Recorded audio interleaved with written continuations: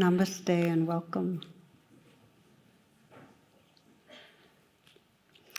I'd like to explore in this particular talk what it means to live from a courageous presence, how to get in touch with our courage and live from it. And traditionally, as many of you know, courage has been linked to our response when we're facing great external danger. And in one story, there's a great sea captain who's walking on his ship when a soldier rushes to him and exclaims that an enemy ship is approaching. And captain replies very calmly, "Go get my red shirt." So soldier does it, and the enemy ship comes, and there's these heavy rounds of fire exchanged. And finally, they win. And the soldier says, "Congratulations, sir, but why the red shirt?" And the captain replies, "Well, if I got injured, my blood shouldn't be seen, as I wouldn't want my men to lose hope." Just then another soldier runs up and says, "Sir, we just spotted another 20 enemy ships." And the captain calmly replies, "Go bring my yellow pants." So, courage, okay. I'm not sure if that was the best way to start this talk or not, but you got the idea. So if we look at true courage, to me, one of the most wonderful teaching stories comes from the songs of Milarepa. And if you haven't heard about Milarepa, he was a Buddhist Tibetan master from the 11th century. And he was very famous in the lore because he was born to a prosperous family, and his father died, and then the family was deprived of all their money and their wealth by an aunt and an uncle who were sort of conniving. And Milarepa's mother was, completely furious. And so she basically urged him to study sorcery and take revenge, which he did. And at his hand, many, many people died taking revenge. It just kind of rippled out. So later in his life, he had deep regrets, and he went into spiritual life, and he found a teacher, and his teacher put him through all sorts of wild trials in order to prove himself, and finally accepted him as a student. And Milarepa then spent years and years and years in these caves studying and contemplating and discovering really the nature of reality, how to heal and how to wake up. So these songs are based on his discoveries. And so the arc of his life is he's starting, completely hijacked by primitive survival brain and acting that out. And then the arc of the life is that he, through spiritual practices, discovered a way to work with his inner life in a way that could free him. And the main metaphor is working with demons, his inner demons. So the way it's described is he began to sense that his mind was, the contents of his mind were like visible projections. And his inner demons of aggression and lust and passion and aversion, they would appear to him in these different projections as monsters and so on. And in the face of them, rather than being overwhelmed, Milarepa would sing out cheerfully, "It's wonderful you came today. You should come again tomorrow. From time to time, we should converse." So that was his response to seeing the demons of his mind. And what he had learned through his years of practice was that if you fight the demons, or you run away from the demons, or you deny the demons, that just feeds them. So, this is why he would just invite them to converse. So in one story, his cave became absolutely wall-to-wall filled with demons. And he, invited them to converse, and he made tea, and most of them kind of faded out, but some really gnarly ones stayed. One real domineering demon in the crowd, was really challenging Milarepa. And that's when he made his most brilliant move. And his brilliant move was he put his head in the demon's mouth. Okay? And at that moment of full surrender, the demon disappeared, vanished. And all that remained was the light of pure awareness. So he surrendered. He put his head in the demon's mouth. The demon's dissolved. And it's the way it's described, and this is Pema Chodron's quote, says, when the resistance is gone, the demons are gone. Okay? We could probably go home now, because that's really that's like the center of it. When the resistance is gone, the demons are gone. I think that courage is a really, really useful word to contemplate. What does it mean? I found in my own life that, well, I think of it in an evolutionary way, that it's a key capacity in our evolution, that our conditioning and our reflex, when there's vulnerability, when the demons arise, our conditioning is to do anything but put our head in the mouth of the demon. Our conditioning is to avoid and fight and defend and whatever. And yet evolution has given us this capacity in our brain, this self-reflexive capacity to see what's going on and the capacity of compassion. We're able to, instead of resisting, open. When we sense vulnerability, instead of running away, we can actually learn to stay. So that, to me, is the essence of courage. It's really manifesting this evolutionary capacity to stay when there's vulnerability, to go ahead and feel what's right here.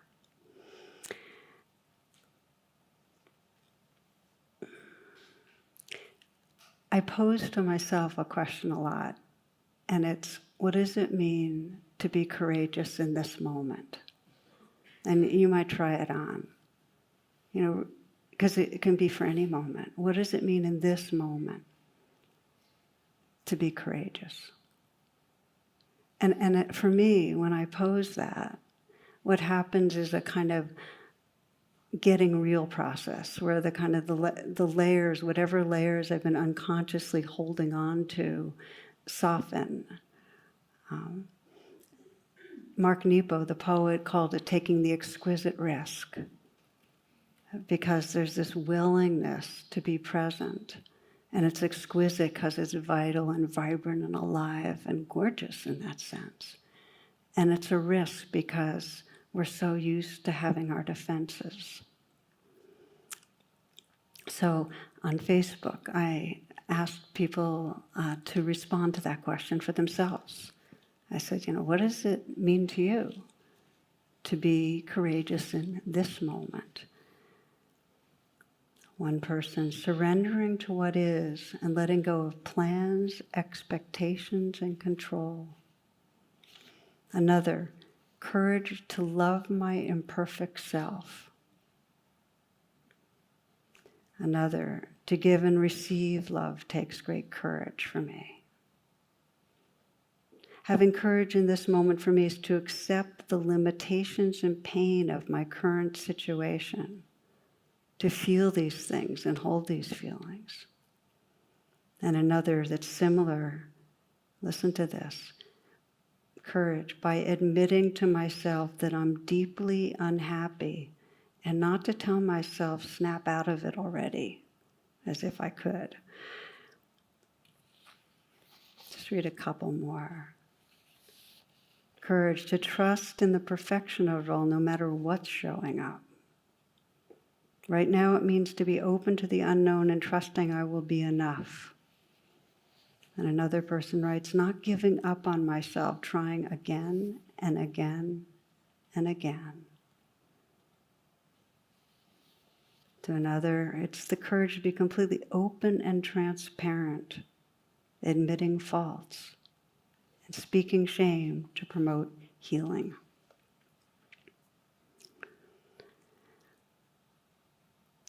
The demons are universal. Every one of us has a perception that we're in some way a separate organism, and we're wanting to hold on to what can help us to thrive, and we want to push away what can't. And when we have unmet needs, the demons appear. We react. They're universal, core wants, core fears. And what we end up doing, and this is kind of the ego mechanism, we all have it, is that out of the core vulnerabilities of our life, we create what I sometimes think of as a spacesuit. It's like life is difficult, so we're trying to get through a difficult environment. And we have our defenses and our ways of presenting and the ways we try to prove ourselves and the ways we judge. And we're just trying to navigate and trying to keep control of things. And it's not our fault. This is just the way we're designed to do it. And we get identified with the spacesuit. We get identified with the demons and the different expressions. I'm the wanting self, the addicted self, the craving self, the angry self. And what is sad is that when we're identified with the spacesuit, we lose touch with who's looking through. Right now, that consciousness in you that's listening, that's taking in light and form, that awake awareness. We lose touch with our awareness in our heart, and we get identified with that kind of ego spacesuit.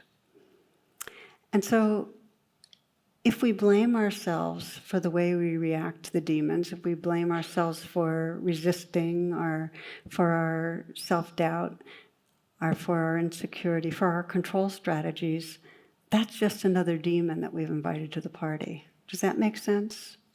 Okay. It doesn't help to fight. We can have demons like those repeating thoughts in our mind that we know are causing a lot of trouble for us. The self-judgments or the self-aversion or the judging others. But if we try to then blast them out of our mind, what happens? If we tell ourselves we're bad for it, what happens? I have one friend who was describing his own process with, he said his first teacher was his father.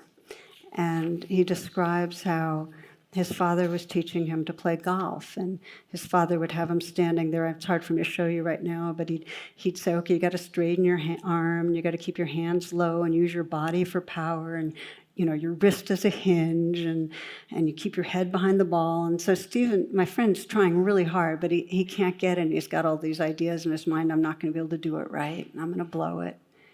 And his father said, look, it's a mental game. You've got to clear your mind. And so my friend says, yeah, but how do you do that? And his father demonstrates. He raises the club high behind him, and as he's swinging, he goes, son of a bitch. Cleared his mind. We can fight the demons, and we can do all these strategies of control, and we know they come back, okay? Again, I'm not sure I gave you the best illustration. So cultivating a courageous presence means first identifying our resistance to the demons. And you might sense for yourself what your resistance is. We can see it on a societal level, the way that instead of a society contacting where the suffering is, we can see how how we avoid it by pursuing more possessions or money or achievements, or it's the over-consuming or the numbing, or creating the unreal others into enemies, attacking, dehumanizing. We sense how, the demons in the cave are for society, but in our personal life, how do we do it? How do we resist feeling vulnerability? I mean, how did you move through today and maybe unknowingly keep moving away from vulnerability? For many of us, we do it just by staying really busy, and the more we can get done, the more we feel like we're putting up something between us and just feeling vulnerability. And when we're with others, we might fill in the blanks, talking a lot. We might try to prove ourselves worthy or get others to rely on us, get some approval. We know how we distract a lot. How many of us stay away from that sense of vulnerability by getting lost online or by obsessive thinking. I saw somebody wrote this, I forgot my cell phone when I went to the toilet yesterday. We have 245 tiles. I thought it was kind of cute, but there's a sign in the desert, and it's one way, one direction. This is way, way deep in the desert. One direction is pointing to water, and the other is towards the internet.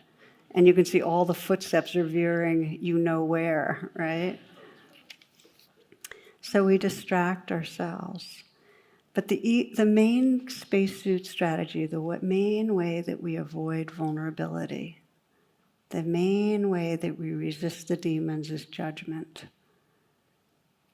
We resist them by judging ourselves and judging others. We are constantly evaluating how things are going and putting a good, bad, right, wrong. And the main thing we're evaluating is how you're doing or how I'm doing.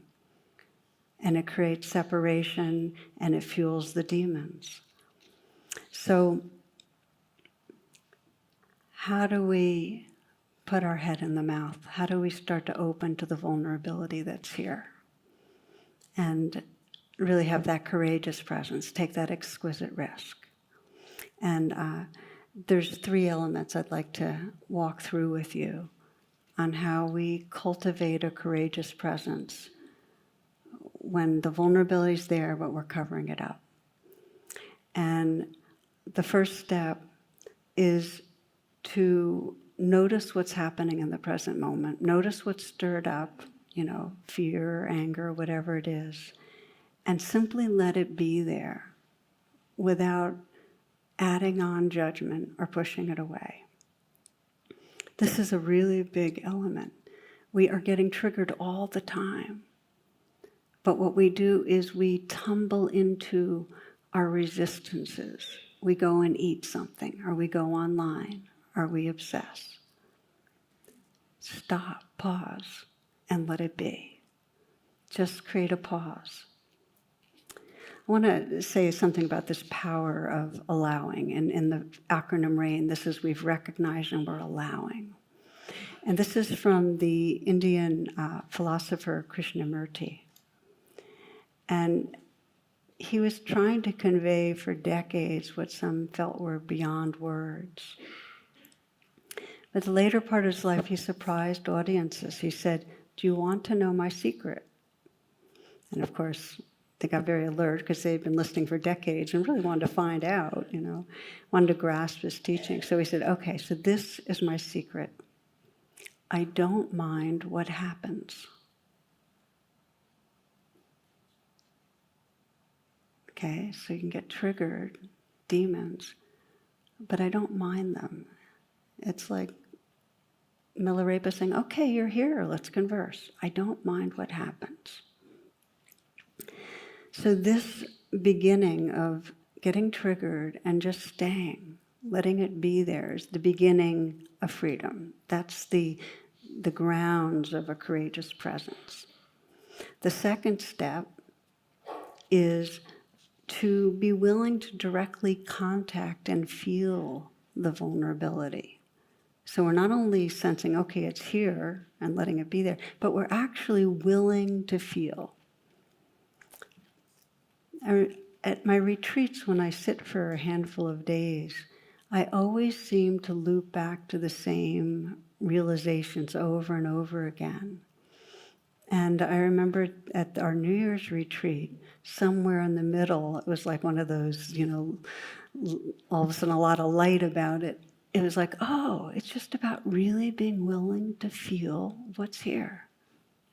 The word's willing to feel. So the second part is really contacting the vulnerability with interest, and most of all, with kindness. The third is then being able to respond from our wisdom, from our heart.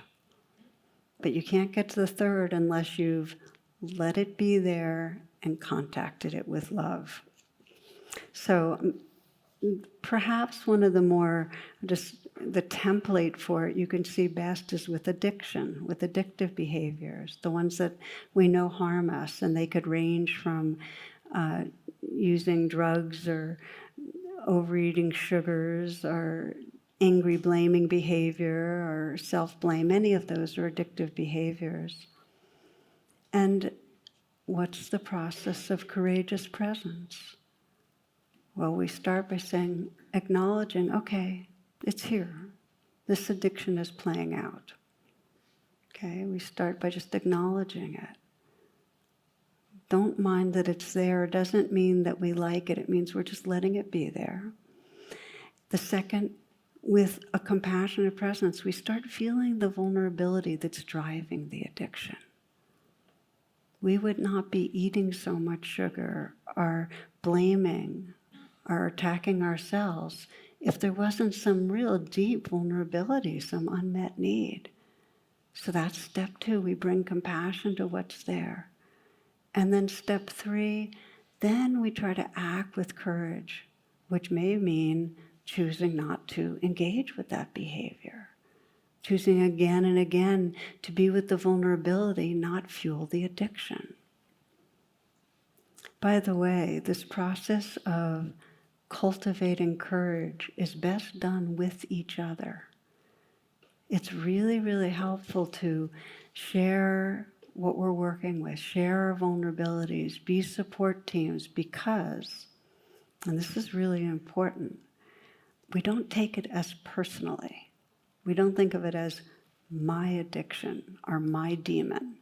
It's just the demons that we all experience. And that takes away that layer of shame. Makes it a lot easier to work with.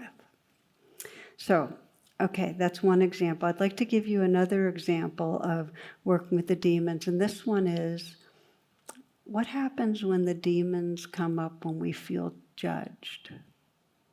Does anyone here not know what it's like to feel judged? You don't even have to raise your hand. We all know that one. And judgment's interesting because when we feel judged, and you remember the spacesuit, well, there's a kind of deflation that comes. And our spacesuit self will do anything to regain its position. It doesn't matter whether there's truth or not truth in the judgment. We immediately have a flinch response of doing whatever we can to repair that diminished sense of self. It goes very deep, our sense of self.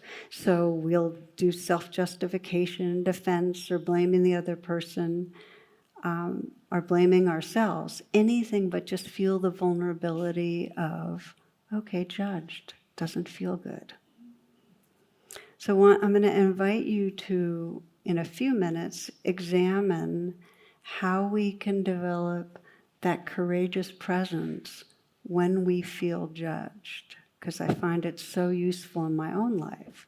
And I'll share with you a bit about some recent cave time, because I think of it as cave time. It's like, okay, the demons are up, let's have some cave time and do these steps.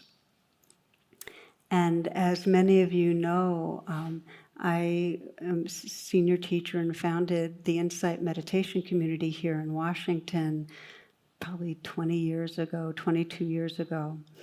And there's been many changes over the years, but some really big ones about 4 or 5 years ago started occurring where I became very, very busy elsewhere. And I started withdrawing from some of the areas that I was involved with our local community here, areas where I had formerly provided a lot of leadership.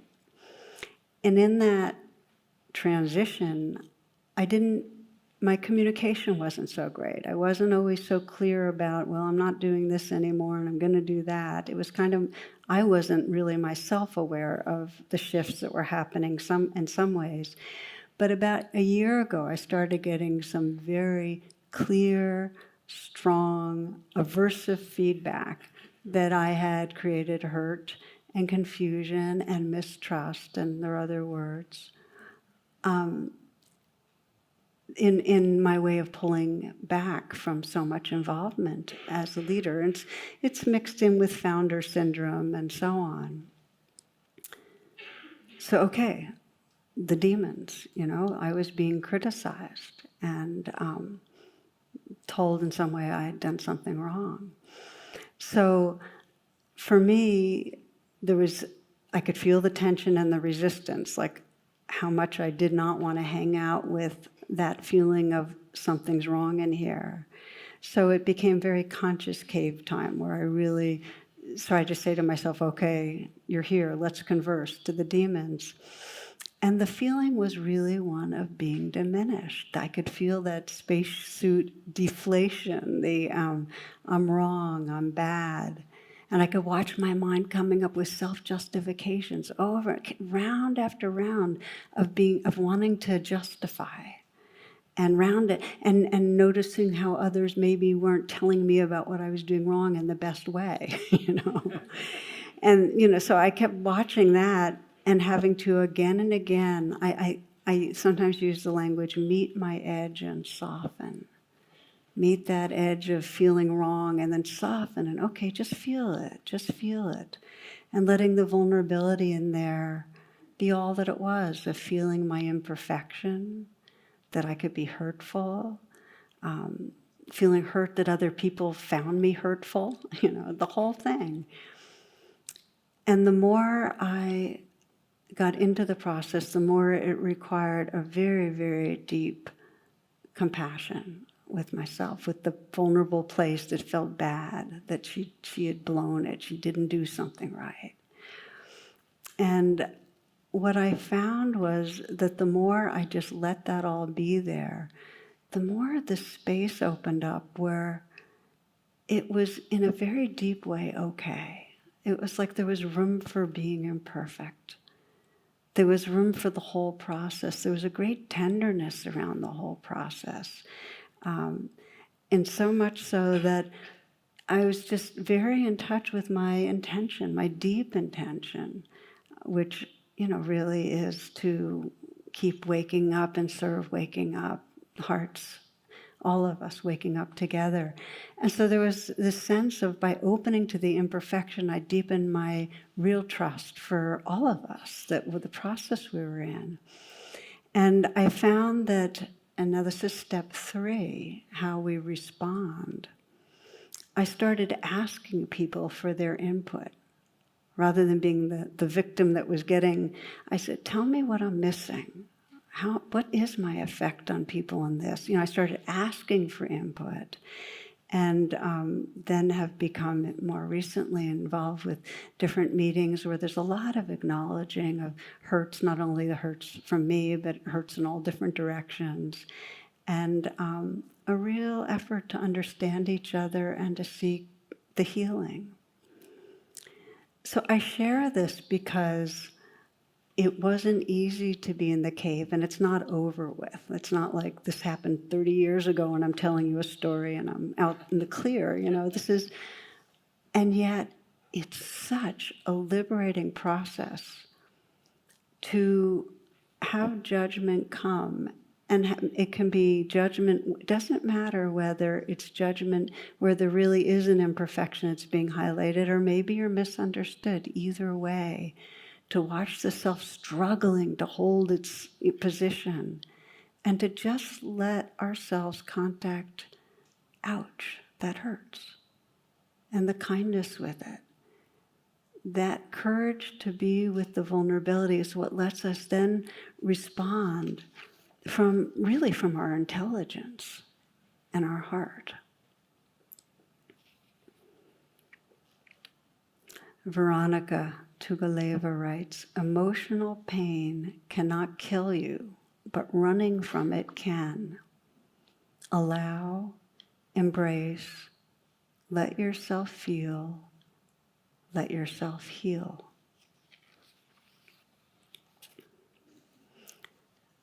So let's let this be a moment for your reflection.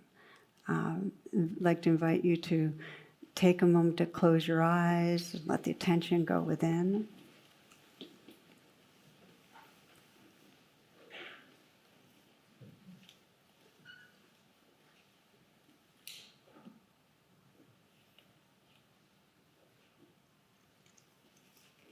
Taking a few moments to arrive right here,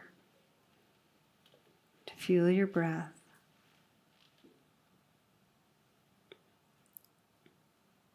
And feel your body breathing.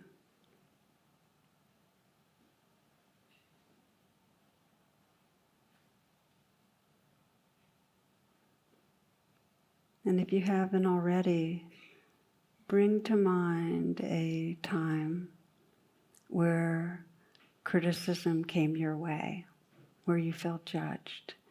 And it might be in the past, or it might be something going on right now, where you feel judged by another.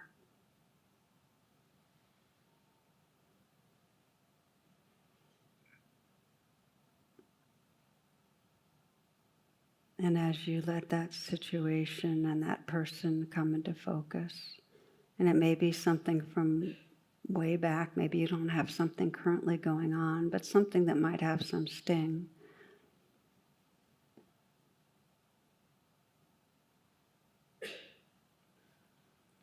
Letting yourself, remind yourself of perhaps what somebody might have said,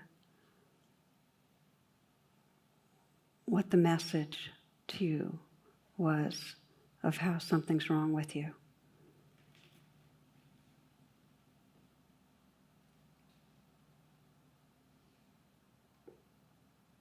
And notice, this is cave time, notice the demons that come up, whether it's feeling angry or hurt, whether turning on yourself viciously, defensive, rationalizing, judging them back.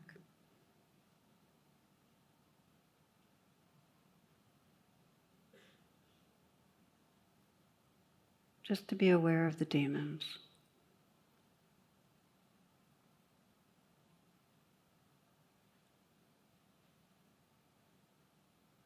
And feel your intention right now to really call on your most courageous and awake, evolved self.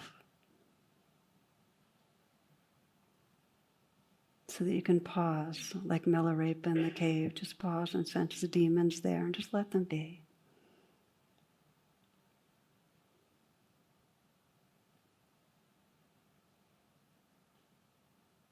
In a way, you can step out of all the thoughts about the situation.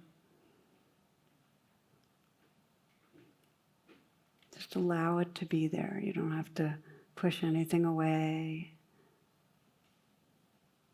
And if there's a feeling of deflation, to let that be there.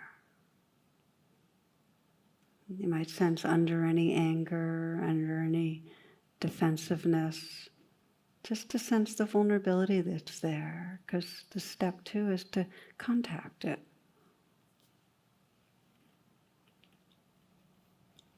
Emotional pain cannot kill you, but running away from it can.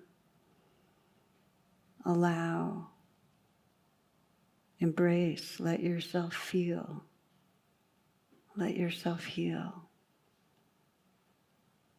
Just feeling the vulnerability, and if it helps you to put your hand on your heart, I do that a lot. Milarepa puts his head in the mouth of the demon, I put my hand on my heart, but it's the same, contacting fully, letting it be there.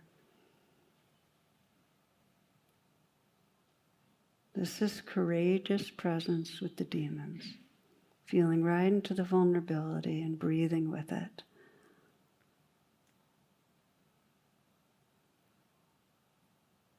Letting the feelings of being deficient or imperfect or hurt, let them be there and just breathe.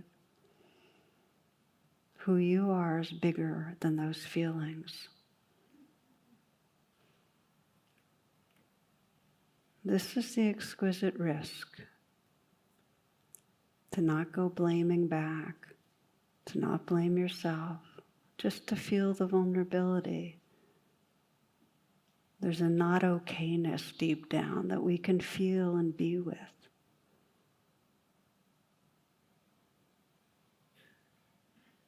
We can offer kindness.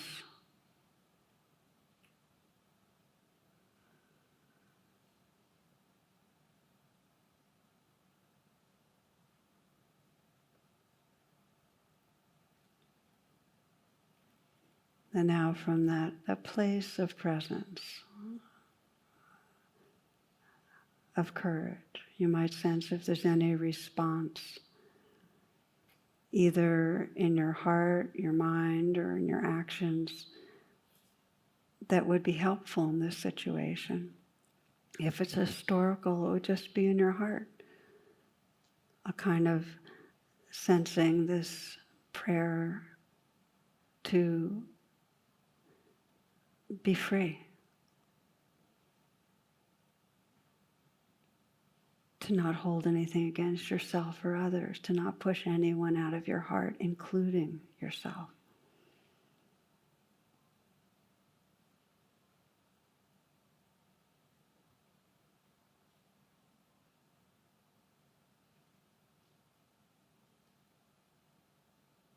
And sensing the experience of your own being when you're not caught in trying to inflate, when you're not fueling the demons, when there's just this presence here.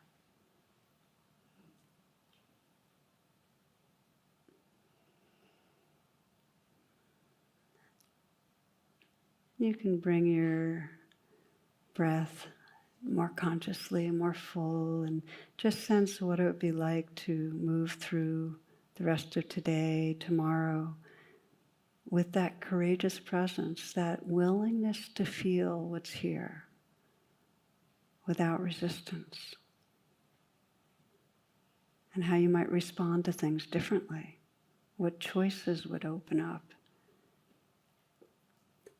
We can sense in a societal way, and you can open your eyes if you'd like, that if we, instead of resisting the demons, instead of burying our vulnerability and being militaristic, oppressing others, over-consuming, if instead we were able to be with our vulnerability, then we'd be able to respond in a way that brought healing to our world.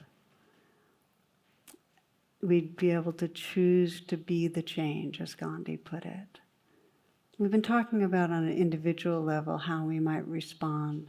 I shared a bit how, for me, it let me actually seek more about what was really true. You know, it let me open to criticism because it didn't feel so personal or stinging because I got bigger. Well, what's the courage that we can now bring to our world and to all the suffering in our world? What does it mean to open to vulnerability there? And for many people, there's a sense that, well, if I open to all the hugeness and the horrific suffering of the world, I'll just be overwhelmed. I won't be able to do anything. But really facing the demons is different. It's a kind of opening that gives us a sense of a kind of courage that allows us to act when we need to act. I'd like to give you a story that I thought was a beautiful reflection of courageous presence in our world. And it comes from a book called Bury the Chains. And this is a story of a small group of people, there's just 12 of them, met in an English coffee shop or tavern in the 1780s, talking about the horrors of the suffering of the slave trade that was driving most of the world economy, the British empires and all the empires of the time. So this is 12 of them, and they're meeting in this coffee shop, and they determined to do everything they could to stop the evils of slavery. Okay, now again, just think of it when we try to take on something that seems horrible and how easy it is to feel hopeless. But this is the courage, the presence. The chief of them was Thomas Clarkson. And so this small group of men rode on horseback around England for 30 years. And what they would do is they'd bring well-educated, well-spoken ex-slaves to talk about Middle Passage. In other words, they describe what they went through and how they and their families had suffered under the lash, how many of them had been killed and tortured and so on. And they'd go around England, this for 30 years, going into the living rooms and homes of the English countryside, of the gentlemen and gentlewomen in the countryside, telling these stories until the tide of consciousness began to turn. And it was the consciousness of the whole country. And after about 30 years, this group combined with the Quakers that they had activated and anyone else they had activated, and they got Parliament to pass a law outlawing slavery in the whole of the British Empire. Even though the Quakers wouldn't take off their hats for the king because they believed that that was only in the service of God, when Thomas Clarkson died, they all took their hats off. So that story really touches me because it really shows this evolutionary capacity we have to be courageous with our inner demons and the demons of the world. And it doesn't matter how demonic the demons seem. It's the courage to care and to act. And it comes from presence. It comes from the power of presence. So I'd like to do a closing reflection with you, if you will. It's the final one, just to close your eyes.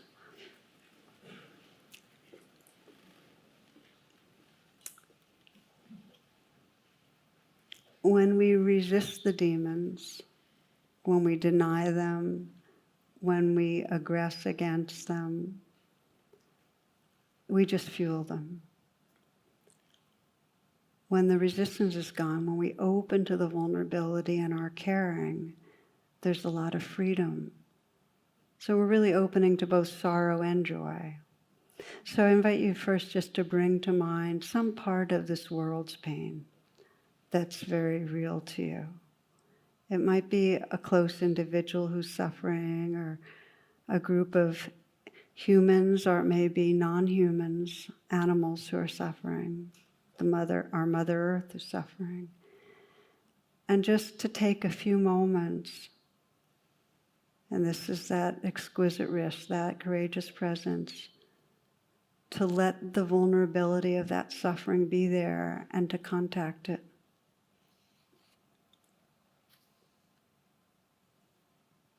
To feel that suffering as a stream within your own being. That vulnerability is your own vulnerability.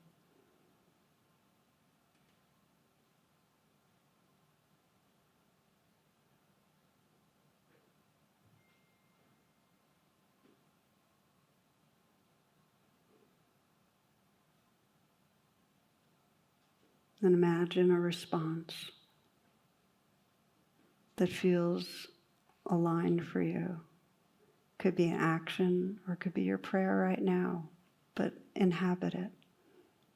Inhabit your caring.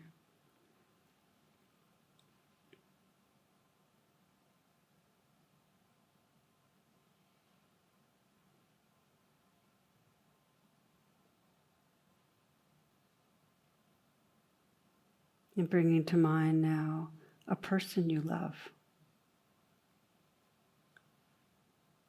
Somebody you care about. What does it mean to be courageous with this person? What is courageous presence with this person?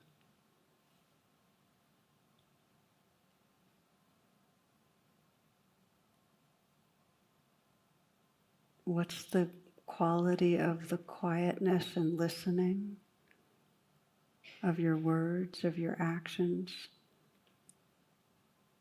that would really express a courageous presence?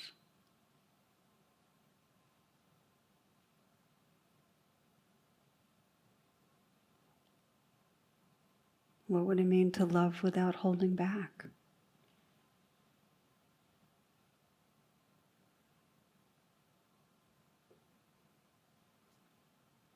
Courage, when the resistance is gone, the demons are gone. We can then live fully, love fully. What does it mean to be courageous in this moment? Start fresh. What's the experience of an undefended heart right now?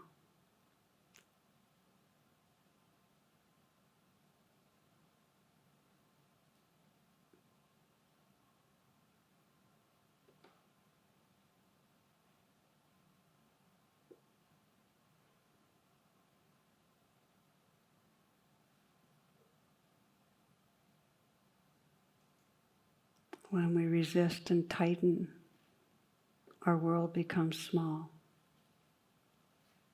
When we open, we enlarge to include this whole mysterious, living, dying world.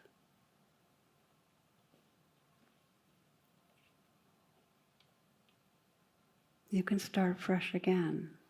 What does it mean to be courageous in this moment?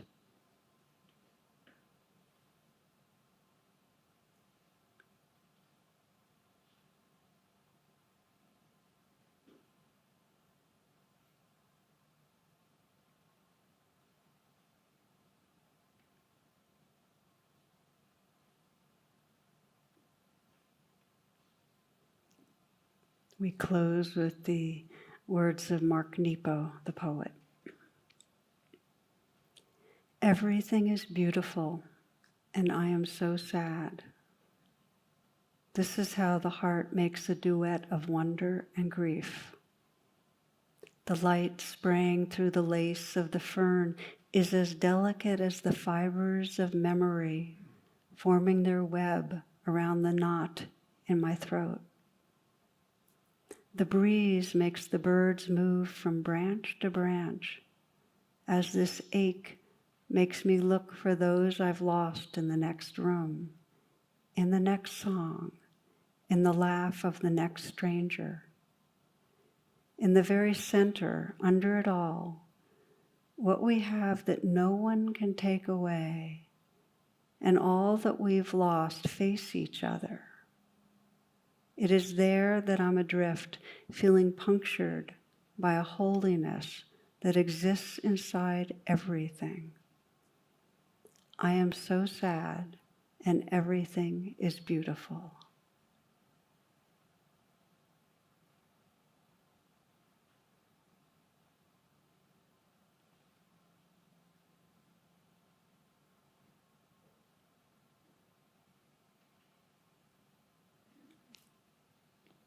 Namaste, and thank you so much for your attention.